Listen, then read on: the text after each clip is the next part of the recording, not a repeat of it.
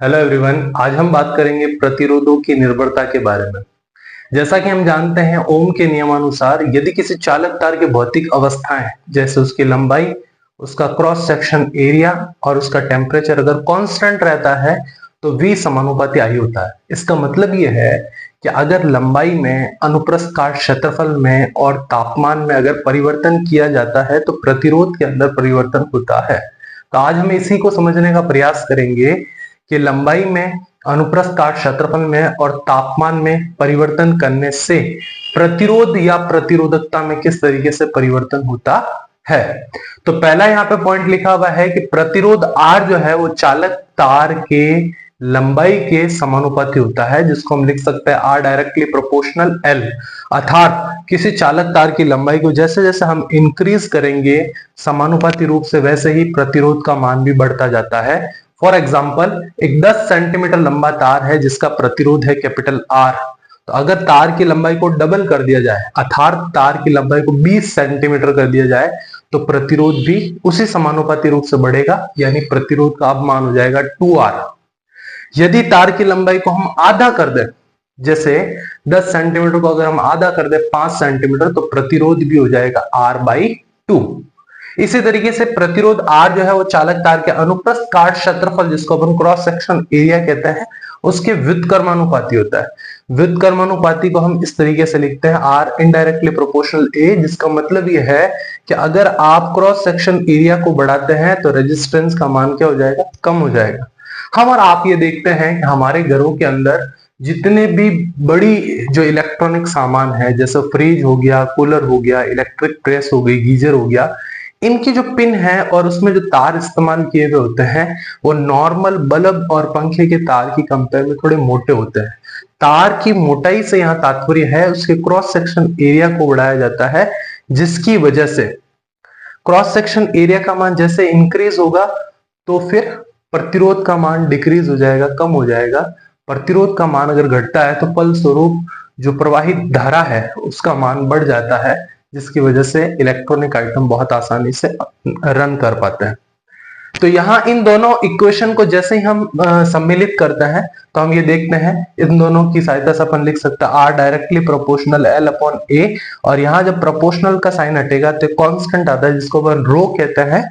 ये रो प्रतिरोधकता या विशिष्ट प्रतिरोध कहलाता है, जिसका मात्रक होता है ओम इंटू मीटर और जिसका V में सूत्र होता है M1L3T-3A-2। अब हम बात करते हैं इसी प्रतिरोधकता रो का ताप के साथ परिवर्तन कैसा है। तो जैसा कि आप और हम सब जानते हैं, पदार्थ जो है 3 प्रकार का होता है, जिसमें एक पदार्थ की कैटेगरी है चालक, जिसमें धारा का प्रवाह होता है, एक है कुचालक जिसमें धारा का प्रवाह नहीं होता है, और इन दोनों के बीच की एक स्टेट होती है जिसको अपन सेमीकंडक्टर या अर्धचालक के नाम से जानते हैं। तो अब हम ये जानना चाहते हैं कि प्रतिरोधकता जो है वो चालकों के लिए क्या होती है, अचालक के लिए क्या होती है और अर्धचालक के लिए क्या होती है। तो चालकों के लिए प्रतिरोधकता जो है उसका सिंपल सा फंडामेंटल ये है कि किसी चालक तार का तापमान बढ़ाने पर उसकी प्रतिरोधकता बढ़ती है। अब उस प्रतिरोधकता जो बढ़ती है ना, उसको इस फॉर्मूले से दिया जाता है, जो है रो बराबर rho naught bracket 1 plus alpha T minus T naught, जहां पर अल्फा प्रतिरोध ताप गुणांक कहलाता है, ये रो नॉट जो है टी नॉट पर प्रतिरोधकता है, और ये जो रो है वो टी टेम्परेचर पर प्रतिरोधकता का मान होता है। अर्धचालक के लिए अगर हम बात करें तो अर्धचालक के लिए प्रतिरोधकता का मान जो है वो टेम्परेचर बढ़ने के साथ साथ चर घातांकी रूप से कम होता है, जिसको हम इस फॉर्मूले से लिखते हैं rho is equal to B rho naught E exponential, जिसको अपन कहते हैं ई की पावर Eg/2 kBT।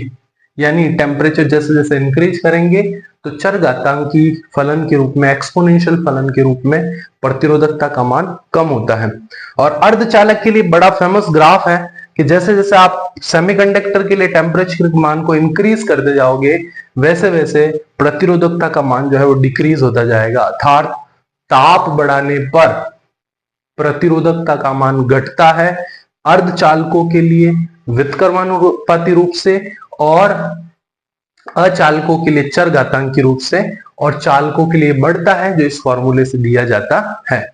एक महत्वपूर्ण पॉइंट यह है, कभी कभी हमारे बोर्ड एग्जाम में एक प्रश्न आता है, वो ये है, बहुत फेमस प्रश्न है कि किसी तार का प्रतिरोध है 4 ओम और उसकी प्रतिरोधकता है 40 इंटू 10 की घात -12 ओम इंटू मीटर, और ये जो चालक तार है इसकी लंबाई है कैपिटल L।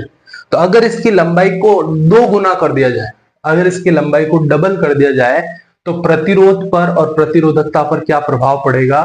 तो जब हम चालक तार की लंबाई को डबल करते हैं तो इस फॉर्मेशन के अकॉर्डिंग प्रतिरोध का भी मान डबल हो जाएगा, यानी जो नया प्रतिरोध आएगा वो आएगा 8 ओम, जबकि प्रतिरोधकता का मान जो है वो परिवर्तित नहीं होगा, अर्थात प्रतिरोधकता का मान वही रहेगा जो पहले था। ऐसा इसलिए क्योंकि प्रतिरोधकता का जो मान है वो उसकी प्रकृति पर डिपेंड करता है, उसकी लंबाई पर डिपेंड नहीं करता। आज के लिए बस इतना ही काफी है। बहुत बहुत धन्यवाद।